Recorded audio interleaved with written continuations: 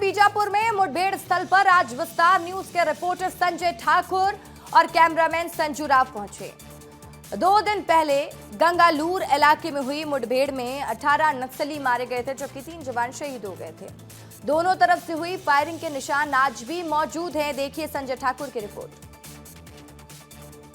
3 दिसंबर को नक्सली और जवानों के बीच एक भीषण मुठभेड़ होती है। बीजापुर के हकवार गांव में ये मुठभेड़ हुई, जिसमें 18 माओवादी मारे गए, 3 जवान भी शहीद हुए। फिलहाल ग्राउंड जीरो की रिपोर्ट करने हम उसी हकवार गांव पहुंचे हैं और यही वो पहाड़ियां हैं जिसके आसपास ये पूरा इनकाउंटर हुआ था। जिस हकवार गांव के पास ये इनकाउंटर हुआ, ये पीछे उसके जंगल आपको नजर आएंगे।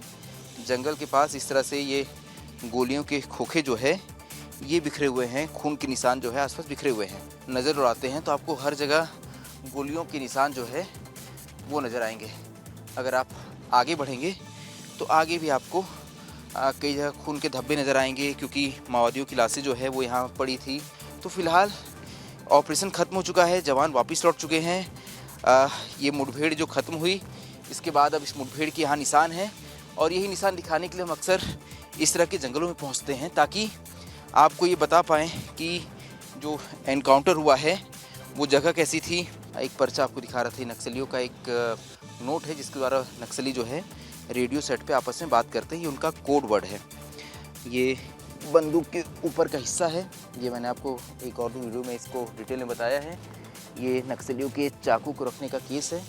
इसके अलावा ये बंदूक का एक और ऊपरी हिस्सा है, जो जब गोलियां चली, जब धमाके हुए तो वो टूट कर अलग हो गए।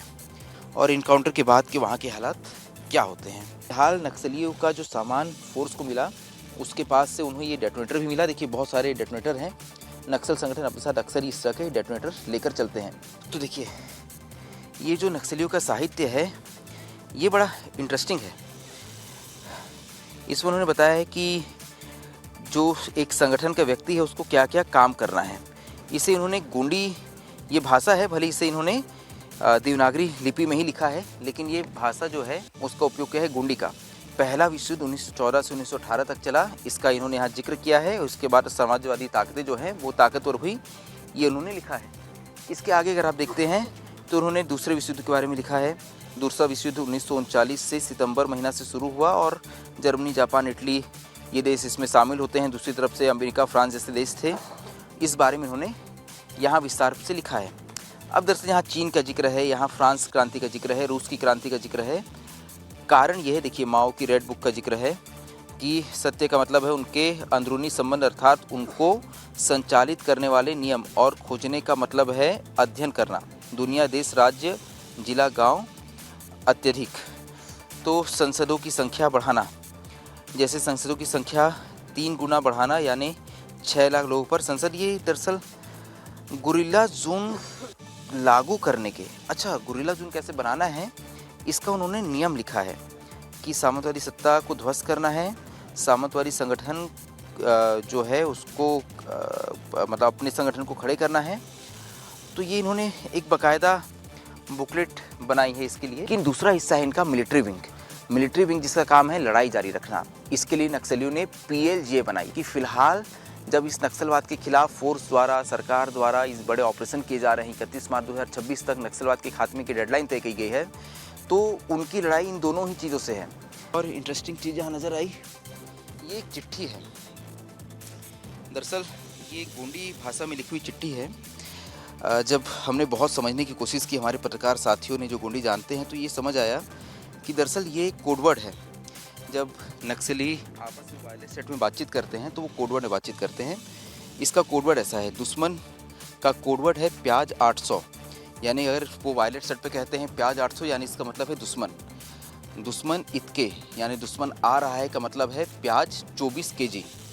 दुश्मन वाया मुंतूर, यानी दुश्मन करीब आ रहा है, इसका मतलब है प्याज 25 kg।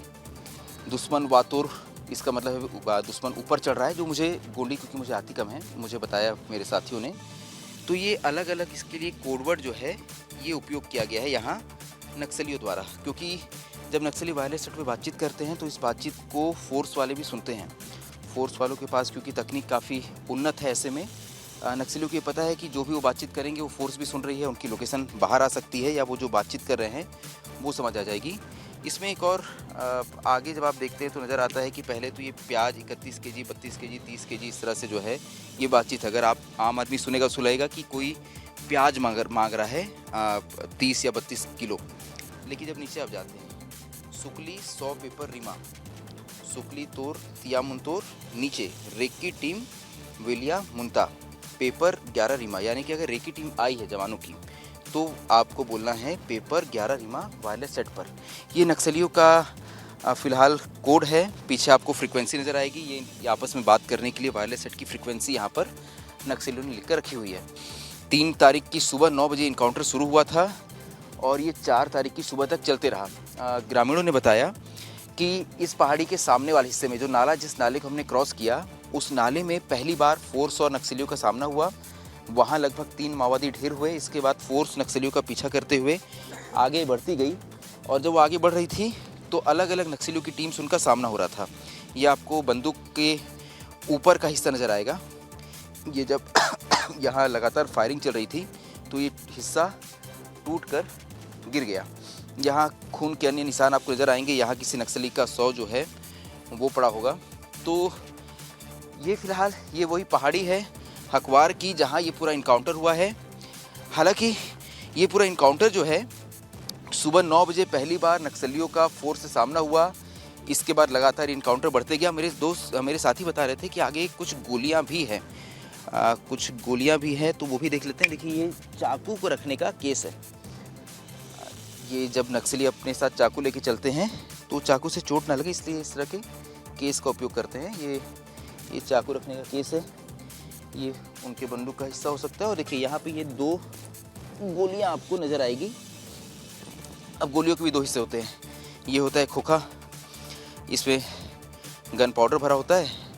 जब यहाँ इसे आप ट्रिगर करते हैं तो ये सामने का हिस्सा जो है, दरअसल बुलेट ये होती है, ये सामने निकलती है तेज़ी से और ये जाके अगर किसी के शरीर में धंस जाए तो सोचिए अगर इतना बड़ा हिस्सा आपके शरीर में घुस जाए तो आपको नुकसान तो होगा ही। ये कितनी ताकतवर होती है आपको यहाँ नज़र आएगा। इस पेड़ को एक गोली ने चीर दिया है।